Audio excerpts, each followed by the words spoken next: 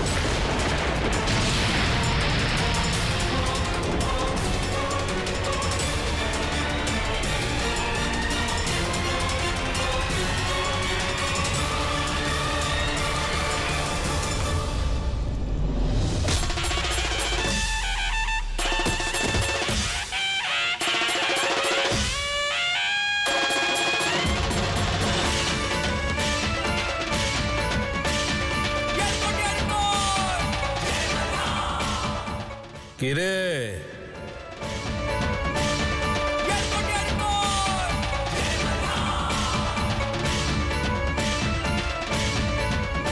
এই নারীদের তাদের ইচ্ছার বিরুদ্ধে বন্দী করে নিজেদের কাপুরুষতার প্রমাণ দিয়ে দিয়েছিস তোরা।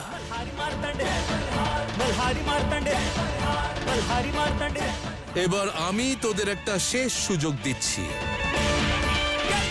নতজানু হয়ে ভিক্ষা প্রার্থনা কর, নয়তো এখানেই তোদের।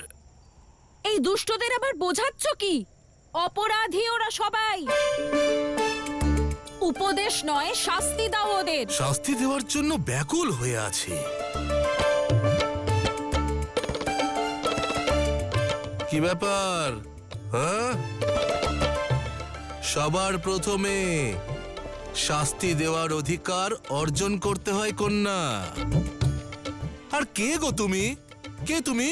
হ্যাঁ, এই গ্রামের প্রধান নাকি? এই এলাকার নায়ক নাকি এই রাজ্যের শাসক? কে তুমি? হ্যাঁ, তুমি কেবল একজন সাধারণ নাগরিক। সাধারণ নাগরিক। আর একজন সাধারণ নাগরিকের কি এমন অধিকার থাকে বলো? আমি বলছি তোমাকে, শোনো, একজন সাধারণ নাগরিক কেবল ন্যায় প্রার্থনা করতে পারে, আর কিচ্ছু করতে পারে না সে। শাস্তি দিতে চাও? আরে না কন্যা, না। বাহ বাহ বাহ, কি জ্ঞানের কথা! এইবার সব বুঝতে পারছি আমি।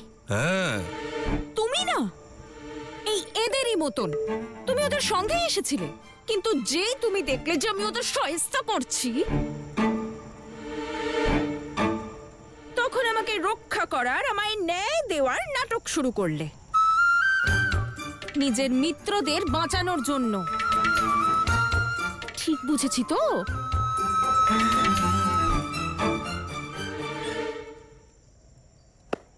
অসাধারণ! কি কল্পনা শক্তি, কি চিন্তা ভাবনা! আরে আমাকে চেনো না তুমি, জানো না, অথচ ভিতরে কি চলছে সব জেনে ফেললে। আরে তুমি তো মনে হচ্ছে কোনো মহান জ্যোতিষী। হে কন্যা, তোমাকে বোঝার জন্য না আমার কোনো শাস্ত্রের প্রয়োজন নেই। আমার অনুভূতি যথেষ্ট। রক্ষক হওয়ার নাটক করছো না, যাতে নিজের কুচিন্তাগুলোকে ঢাকতে পারো। কথা নারীদের সম্মানের বলছো, আর এদিকে এক নারীর সঙ্গেই ছলনা করছো। কি ভেবেছিলে তুমি? হ্যাঁ, কি ভেবেছিলে যে আমার সঙ্গে ছলনা করে তোমার এই মিত্রদের কুকর্মকে ঢাকতে পারবে?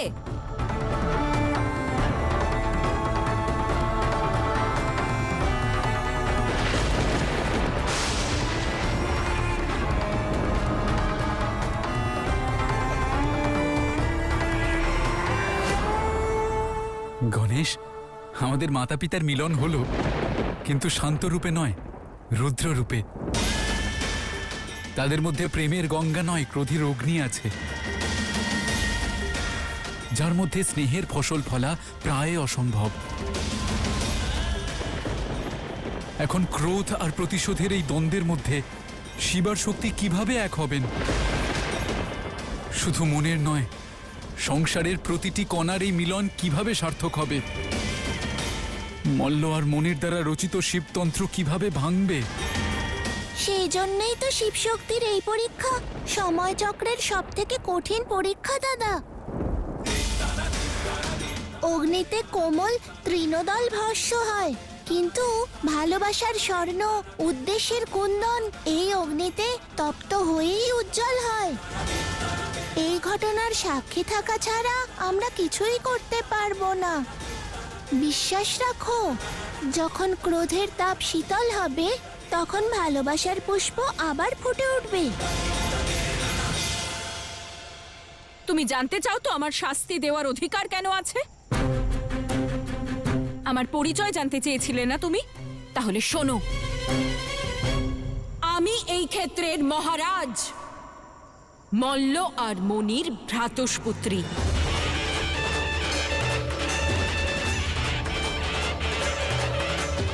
এই গ্রামের প্রধান, তার কন্যা আমি।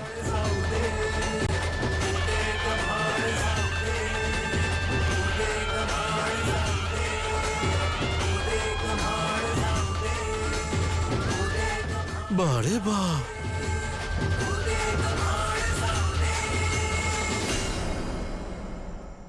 আরে বারে বাহ।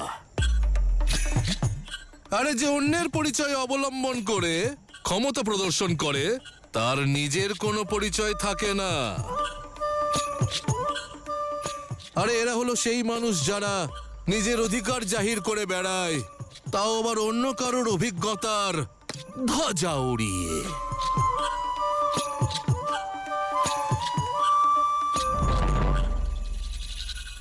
আমাকে ক্ষমা করে দিন।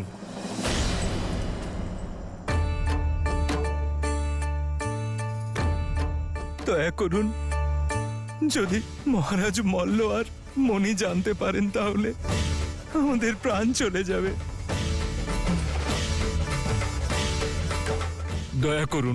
দয়া করুন আমাদের। হ্যাঁ, ক্ষমা করে দিন। ওই ক্ষমা চাইতে হলে তার কাছে চা যার ক্ষমা করার অধিকার রয়েছে।